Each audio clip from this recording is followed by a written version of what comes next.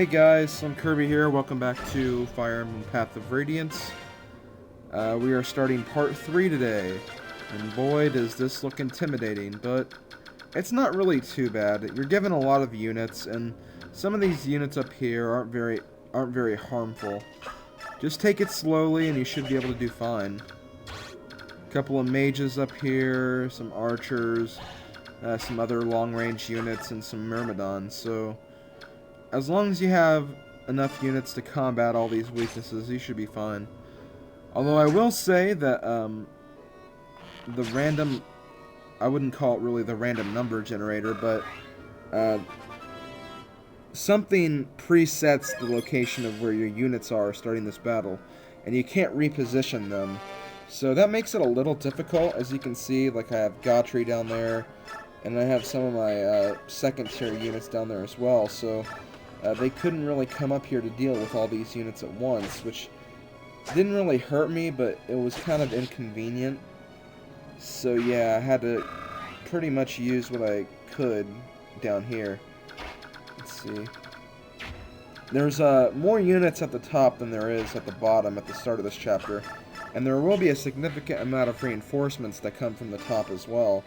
So I'm probably going to leave like my paladins and Jill up at the top, and then I'll take all my other weaker units down towards the south to finish up there. But right now I'm just trying to get rid of all these units at the start because they are probably the biggest problem. But yeah, it can be difficult though, just because they randomly are placed.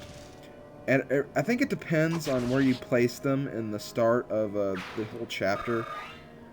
So like if you place Oscar in one spot, that spot will predetermine where it is in the other chapters or something.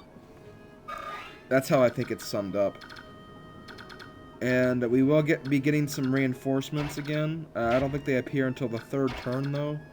So they're not very useful since they'll all be gone by the time that I get down there. But we'll see what happens.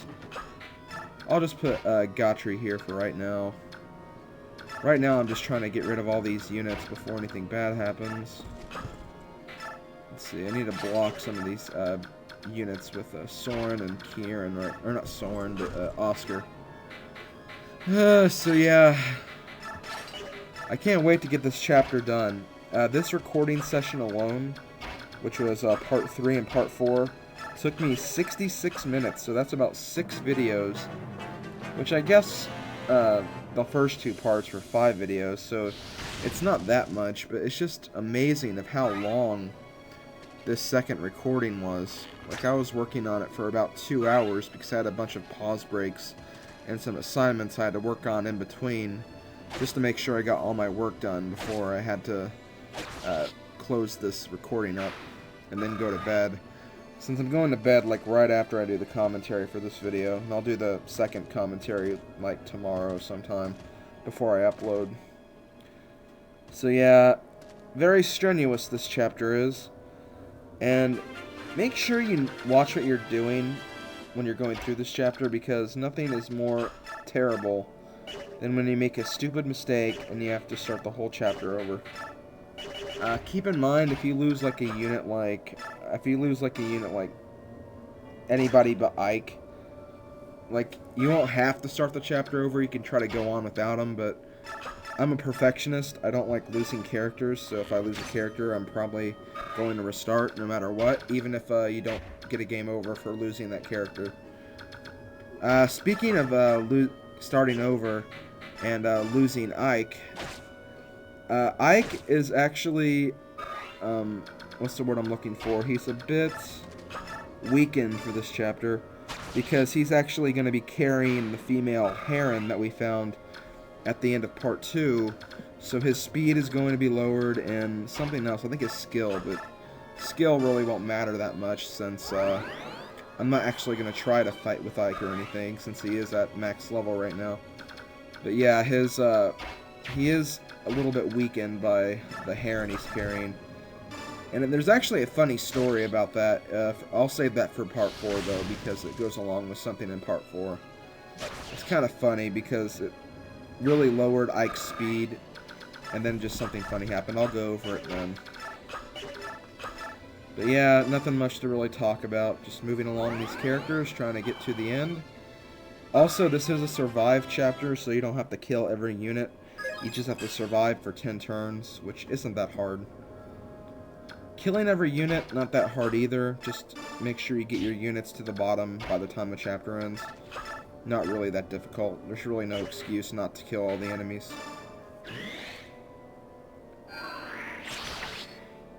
Good job, Soren. Hopefully, Nephany, Gotri, and Rolf will promote in this chapter. I don't know if they will or not. Actually, I do know, but I'm kind of leaving you in suspense. But they are getting pretty close, though, I will say that.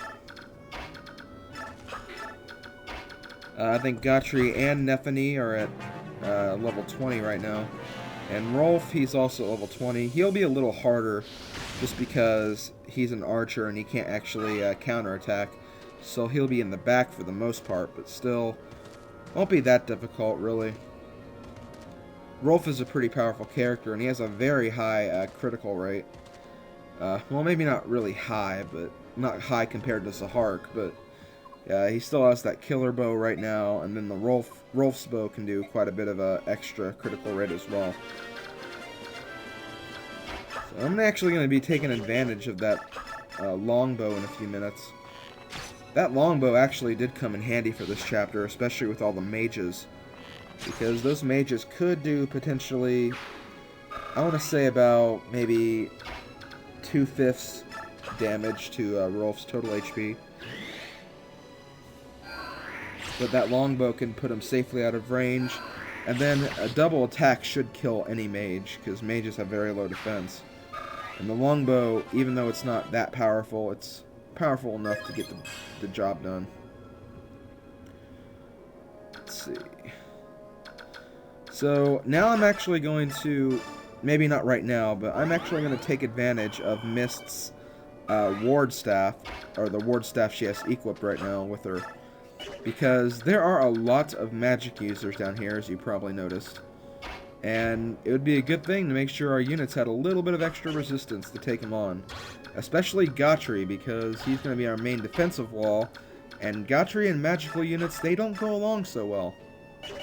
In fact, Gotri could probably get slaughtered in mere seconds if he was around too many mages at once, but I'll make sure that doesn't happen.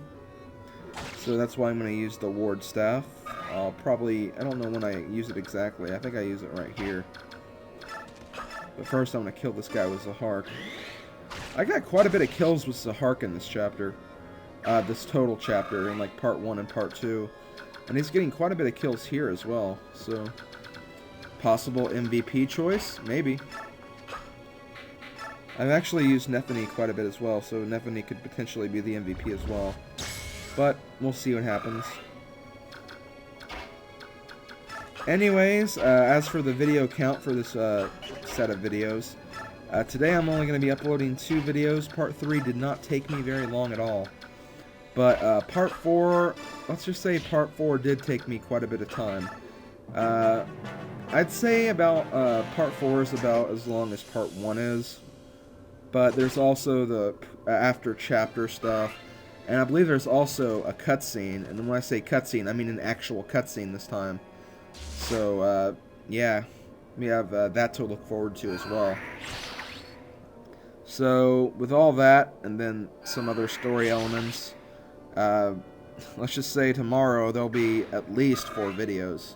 There could be even 5. I don't think there will be 5, but there is a chance for there to be 5 videos tomorrow.